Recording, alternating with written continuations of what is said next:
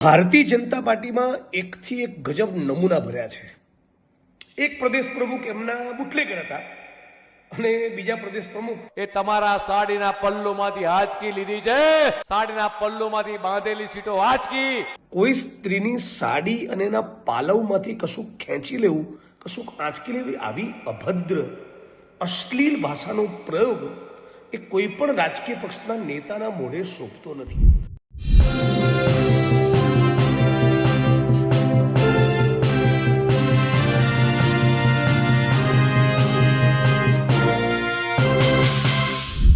ભાજપના પ્રદેશ અધ્યક્ષ જગદીશ વિશ્વકર્મા પોતાના વધુ વાણી વિલાસ માટે જાણીતા છે।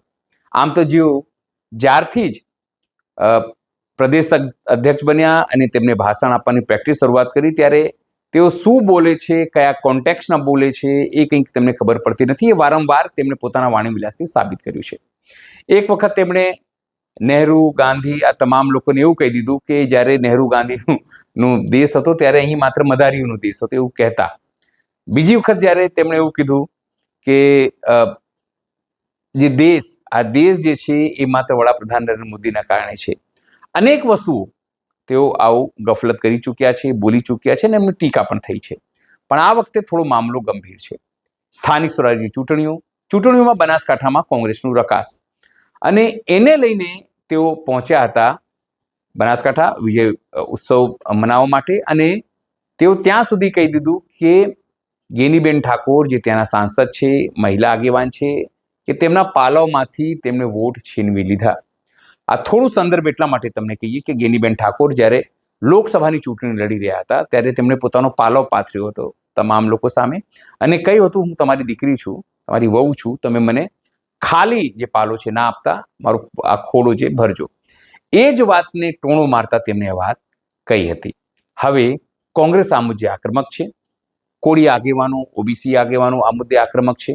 પોતાનું રિએક્શન સોશિયલ મીડિયા પર આપી રહ્યા છે, એક્સ ઉપર આપી રહ્યા છે, ટ્વિટર ઉપર આપી રહ્યા છે અને અમિત ચાવડા જે કોંગ્રેસના પ્રદેશ અધ્યક્ષ છે તેમણે પણ એક્સ ઉપર પોતાનો વાંધો લીધો છે। નમસ્કાર, હું છું ચિંતામણી પુતનિલ પટેલ, સ્વાગત છે આપનું અમારા કાર્યક્રમમાં।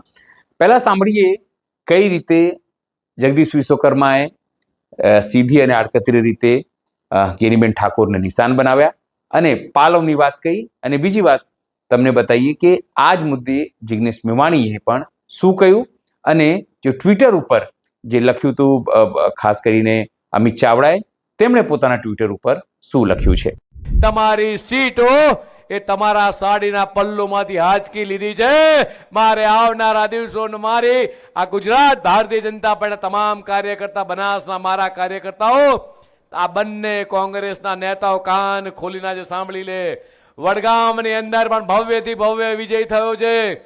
એ જ રીતે વાવ થરાદની અંદર તમારા પોતાના ગઢમાં એ લોકસભા વખતે તમારી પોતાની વિધાનસભાની અંદર અમારા શશિકાંતભાઈ પ્રભારી હતા, એમણે તમારી સીટની અંદર ગાબડું પાડ્યું હતું।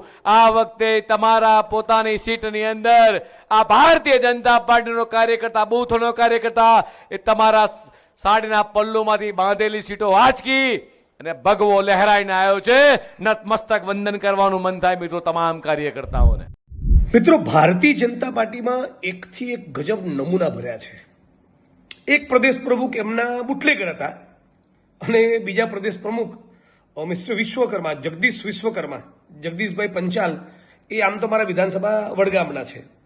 આજે મને બહુ જ ગંદા પ્રકારની વાત અને ગંદા પ્રકારની ભાષાનો પ્રયોગ માનનીય ગેનીબેન ઠાકોર બનાસકાંઠાના કોંગ્રેસ પક્ષના અમારા સાંસદ માટે કર્યો। એમણે એવું બોલ્યું સત્તાના અહંકાર અને ઘમંડમાં કે ગેનીબેનની સાડીના પાલવમાંથી અમે બધું આંચકી લીધું। કોઈ સ્ત્રીની સાડી અને એના પાલવમાંથી કશું ખેંચી લેવું, કશું આંચકી લેવી, આવી અભદ્ર અશ્લીલ ભાષાનો પ્રયોગ એ કોઈ પણ રાજકીય પક્ષના નેતાના મોઢે શોભતો નથી। આ ગુજરાતની પ્રત્યેક બેન, દીકરી, માતાઓનું અપમાન તો છે જ, પણ આખા ઉત્તર ગુજરાતના ઠાકોર સમાજને કહેવા માંગુ છું કે તમે બધા જ તાકાત બતાવો અને આપણી બેન, બનાસની બેન ગેનીબેનની સાડીના પાલવ વિશે જણાવી ગંદી કોમેન્ટ કરી છે એને જડબાતોડ જવાબ આપવો જોઈએ। હું તો માંગ કરું છું કે કાયદાની કોઈ કલમ લાગુ પડતી હોય તો તો જગદીશભાઈની સામે ફોજદારી ગુનો દાખલ થવો જોઈએ. તો ત્યાં સુધી કહેવા માંગુ છું કે આપણા ગુજરાતની અસ્મિતા અને ગૌરવને લૂણો લગાડનારા, આપણા ગુજરાતને બદનામ કરનારા આવા જગદીશ વિશ્વકર્મા પ્રકારના કેરેક્ટરની સામે રાજ્યની સરકારે, રાજ્યની પોલીસે ફોજદારી ગુનો દાખલ કરીને જડબે સલાક દાખલો બેસાડવો જોઈએ, જેથી ફરી ભવિષ્યમાં કોઈ પણ રાજકીય પક્ષનો આગેવાન કે નેતા કોઈ પણ મહિલાની સાડી કે એના પાલક વિશે આવી ગંદી કોમેન્ટ ના કરે. અમિત ચાવડાએ જગદીશ વિશ્વકર્માને વખોડતા એક્સ ઉપર જે લખ્યું છે એ તમને સંભળાઈએ. લખ્યું છે કે રાજનીતિમાં શબ્દોની ગરિમા અને સંસ્કારોનું જ્યારે પતન થાય છે ત્યારે સત્તાનો અહંકાર જન્મે છે. આ અહંકાર હંમેશા બહેન દીકરીઓની અસ્મિતાને ઠેસ પહોંચાડે છે.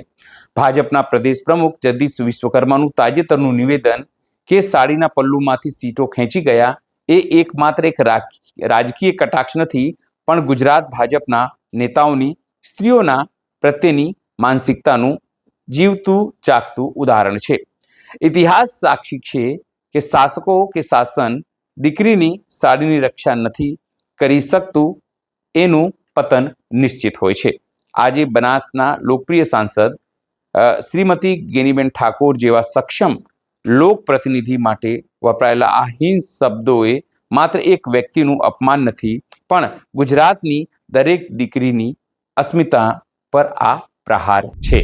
એટલે કે જિગ્નેશ મેવાણી પછી આ ટ્વીટ અમે એટલા માટે તમને, એટલે કે આ એક્સ ઉપર જે એમને પોતાનો વિરોધ નોંધાવ્યો છે એટલા માટે સંભળાયું કે કઈ રીતે અપમાન થયું છે એ બતાવવાનું કોંગ્રેસ હવે આને મુદ્દો આગામી દિવસોમાં બનાવી શકે છે. આ સમગ્ર ઘટનાને લઈને આપ શું વિચારો છો જરૂરથી અમારા કોમેન્ટ બોક્સમાં કોમેન્ટ કરજો. એ સિવાય અમારી યુટ્યુબ ચેનલ લાઈક કરો, સબસ્ક્રાઇબ કરો, બેલ આઇકન દબાવો. સાથે અમારી વેબસાઇટ છે www.gujaratplus.in, ત્યાં પણ જઈને તમે વધુ અપડેટ થઈ શકો છો. અત્યાર માટે બસ આટલું જ. નમસ્કાર.